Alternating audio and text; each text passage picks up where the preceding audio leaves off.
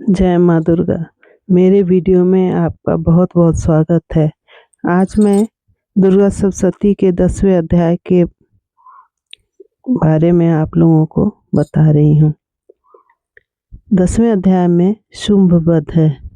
सबसे पहले माँ दुर्गा का ध्यान करें।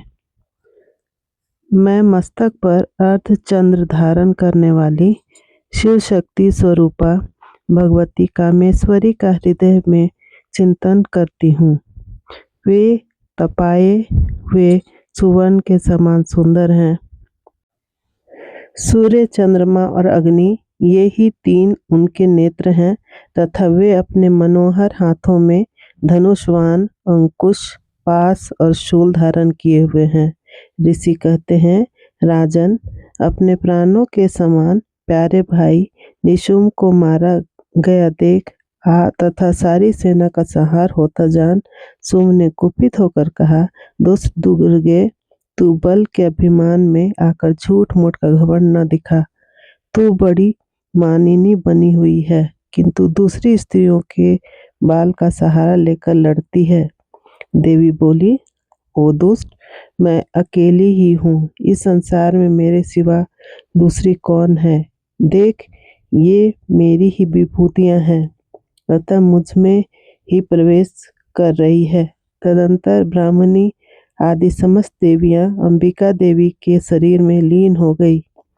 उस समय केवल अंबिका देवी ही रह गई। देवी बोली, मैं अपनी ऐश्वर्य शक्ति से अनेक रूपों में यहाँ उपस्थित हुई थी। उन सब रूपों को मैंने समेट लिया है। अब अकेली ही युद्ध में खड़ी हूँ।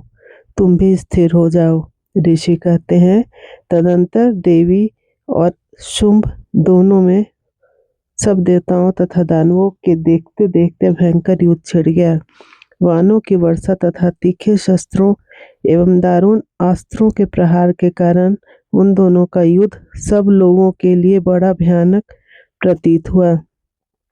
उस समय अंबिका देवी ने जो सैकड़ों दिव्य अस्त्र छोड़े, उन्हें दैत्यराज शुंभ ने उनके निवारक अस्त्रों द्वारा काट डाला। इसी प्रकार शुंभ ने भी जो दिव्य अस्त्र चलाए, उन्हें परमेश्वरी ने भयंकर हुंकार शब्द के उच्चारण आदि द्वारा खिलवाड़ में ही नष्ट कर डाला। तब उस असुर ने सैकड़ों वानों से देवी को आच्छादित कर दिया।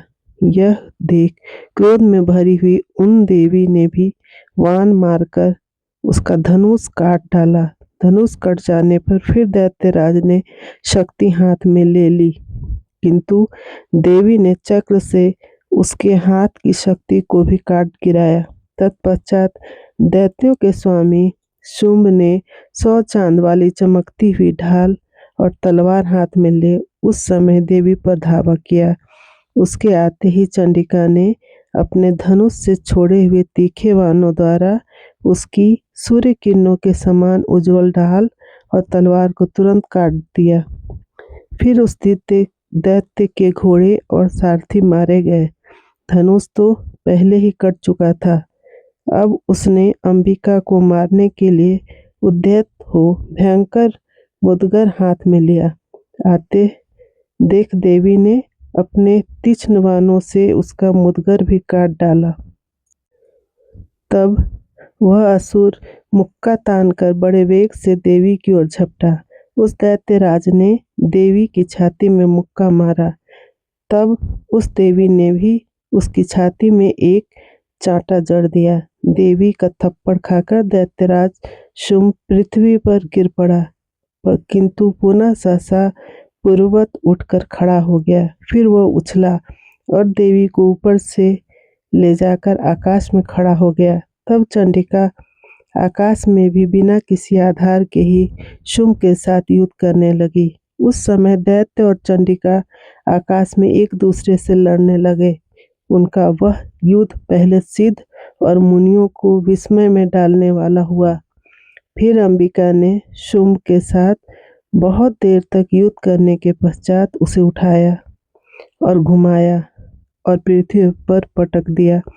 पटके जाने पर पृथ्वी पर आने के बाद वह दुष्टात्मा दैत्य पुनः चंडिका का वध करने के लिए उनकी ओर बड़े वेग से दौड़ा।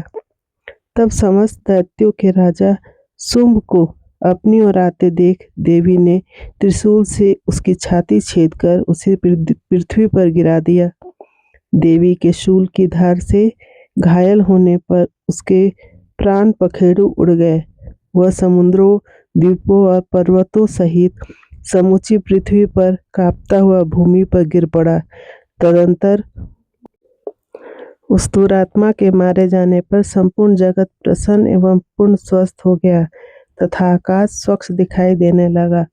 पहले जो उत्पात सूचक मेघ और उल्कापात होते थे वे सब शांत हो गए तथा उस दैत्य के मारे जाने पर नदियां भी ठीक मार्ग से बहने लगी।